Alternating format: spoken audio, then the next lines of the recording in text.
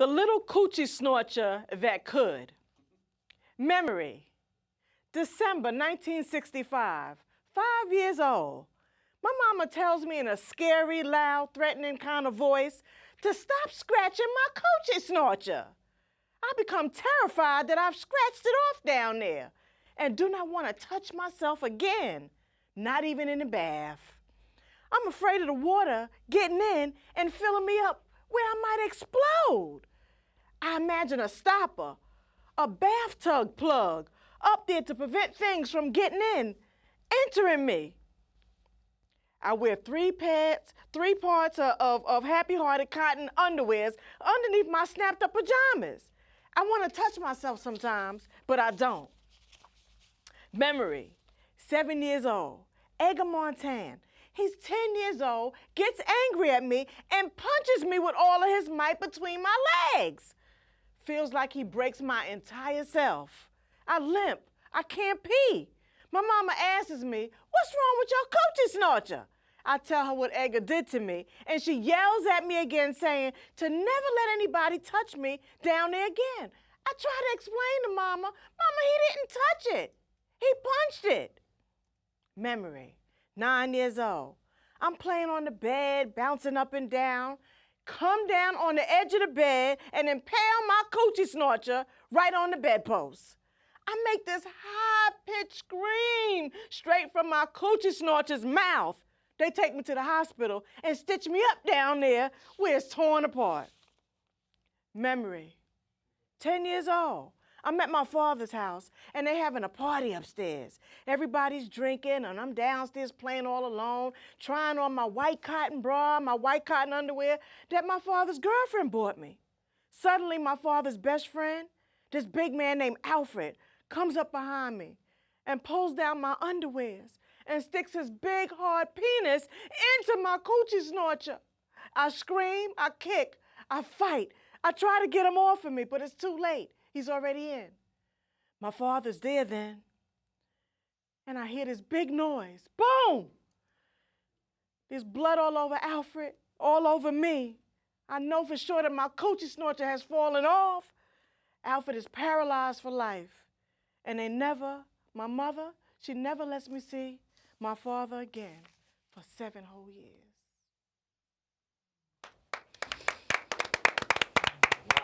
Sharon Richardson, okay. Thank you, Sharon, so much. Oh, I can't wait for the conversation. Phenomenal, Sharon. Thank you very much. You're welcome. They have me reading here. Okay, so far we've gone to the circus. Am I reading? Or do we just start the conversation? So far we've gone to the circus, gone shopping for vinyl, and now in a manner of speaking, we've been to the theater. That was Sharon Richardson giving us a small sample of the Vagina Monologues, which was first produced 20 years ago when the playwright Eve Ensler starred in her own one-woman show. The play's impact led to the creation of V-Day, a movement determined to stop violence against women. That's right, and in the past few years, V-Day, working with an enterprise called Mightee Shero Productions, yes, that's Shero, rhymes with hero, has been bringing the Vagina Monologues to women's prisons. So here to tell us why V-Day, why the Vagina Monologues, and why stage it inside prisons are one of the co-producers of Mightee Shero, Elizabeth Mackintosh. Welcome to BK Live, Liz. We also have already met Sharon Richardson. She is a former prisoner turned activist who's toured with the play. Thanks for being here and sharing today, Sharon. And we also want to welcome from the Brooklyn DA's office, Dr. Vanda Seward, who administrates the Kings County Reentry Task Force. Thanks for being here. So after the performance, I don't even know why I'm asking you why the Vagina Monologues, but how did the lightning strike and say we need to do this on V-Day and get it into these facilities? Yeah, well, it started with my producing partner, Elise Scholk, and I knew that there was a strong connection between gender-based violence and incarceration. We know that 75% of women who are in prison have experienced intimate partner violence in their adulthood, and 85% have experienced abuse as children. And we wanted to use the play to raise awareness and hopefully facilitate healing amongst the women who are incarcerated. So it made sense to bring the play, which talks about injustice and violence, directly to the people who are most affected by it. So how did the DA's office get involved in bringing this to New York and correctional facilities here? Well, I think the Kings County Reentry Task Force, which is housed in the Brooklyn District Attorney's Office, which is funded by DCJS, the Division of Criminal Justice Services, one of our key deliverables is to educate the community about the plight of people who are formerly incarcerated in order to assist them in being accepted by the community and assist them also by understanding what their needs are. So I think when we look at the monologue and understand that it's about gender-based biases and how, as Elizabeth said, 75% of individual women who are incarcerated are affected by some sort of violence, it behooves us not to be involved in this aspect of theater. So Sharon, what would it have meant to you to have had an outlet like this come into a facility when you were incarcerated? Yeah, so the outlet did come inside when I was incarcerated, and it's the first time that I actually connected with Eve Ensler and saw this wonderful play that extended so much pain and just she just brought love into the facility by doing this and letting us know that we were not forgotten. And those of us who experienced the violence in our life, we were able to connect with this play. So going back to the facilities and actually being a part of it myself, being one of the cast members is an amazing opportunity, and it was really great doing it. Some 20 years later, it's still so poignant, like that emotional roller coaster you gave us in those just 3 minutes, like from the childhood all the way to the victimization in adulthood. Like it's still just as fresh. That's exactly Yeah, right. absolutely.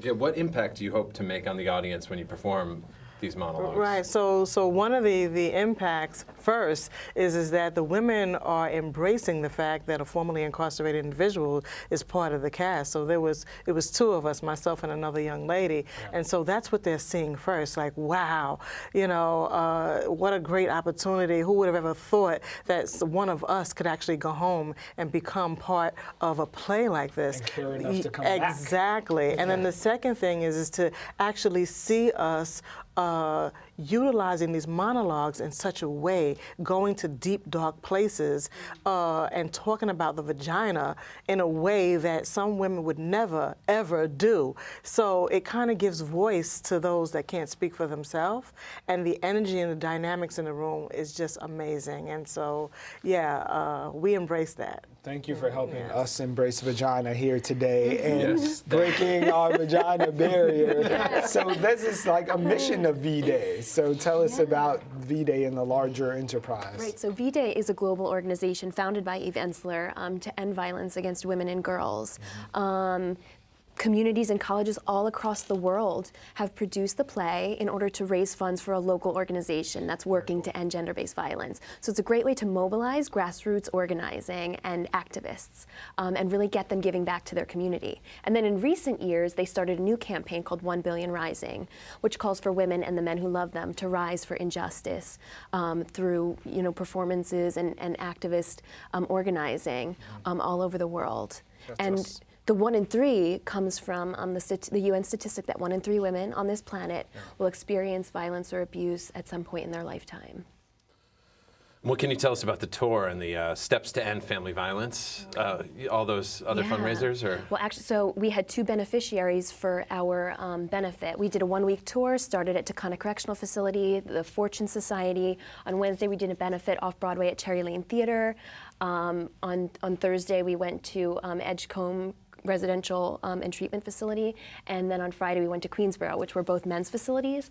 But Sharon's new organization, Reentry Rocks, along with Steps to End Family Violence, were 2 of our beneficiaries for the Wednesday benefit. And Sharon, if you want to tell a little bit more about Reentry. I work at Steps to End Family Violence as a reentry specialist, and I work directly doing case management with women coming home. And so I use my experience and my story to help these women transition back out. And since I've been home, I got my 501c3 3, and I just got my my new organization off the ground called Reentry Rocks, and that organization is going to be working with women that are coming home from prison and jail that have been exposed to sexual violence, domestic violence, family violence, and anything in their life that they just need help transitioning with. And so I'm really, really excited about that. Congratulations. Rewind you. for a second. You guys take the Vagina Monologues into men's prisons? Yes. This is the first year. First time. What a good Okay. reaction Yes. from the men in the prison. Dr. Seward.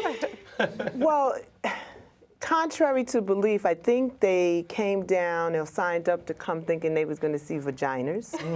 But once they got there, they didn't see that. But I think the experience for them was twofold. One, it allowed them, based upon the comments we heard, it allowed them to start to look at their children, their daughters, question stuff about their sons. And it was a very intellectual conversation that we ended up having with many of the men during the Q&A. The play did bring about laughter and brought people to aha moments. But I think that overall, for it to be the first year that it was performed in front of men, it was very rewarding for everyone because I think they handled it in a very mature manner. They may have been disappointed because they didn't see vaginas, but they did get something out of it because the number one question we had in both, in more than one audience was, how do I begin to have certain conversations with my daughter? And getting them to understand that certain conversations should be age appropriate, but also getting them to understand that their male children should not be exempt from these conversations as well. So I think that it made an impact. I think that the nervousness that some of us went in to the facilities with, once they sat and they were still, I think it let us calm down and we were able to perform without any other concerns. So I think moving forward, it is something that we can begin to expand and incorporate because it's essential. I think, you know, as I said when I went to Taconic, for example, that we were talking to the choir. Yeah, they knew A lot of them have already been through this process. Yeah. You know, the stories we were telling were really their stories. Whereas when we went to the male facility, we were bringing light to perhaps some of them that stories that they may have caused. Right. You know, or have even witnessed or been part of because men are being victimized just like women, maybe not at the same magnitude or the reporting may not be the same. Right. But we were talking to people to bring some enlightenment and to bring some aha moments, and I think mission was accomplished. I'm sure you made some allies there, and you definitely have allies in us as well. So thank you for being here. Yes. Drop the website on us one more time, Yeah, just so it's folks can be involved. www.mighteeshero.com, and you can also check out V-Day at www.vday.org. Awesome. Thank you very much for the work you do and for being on BK Live. That was fantastic. Thank you. Thank you.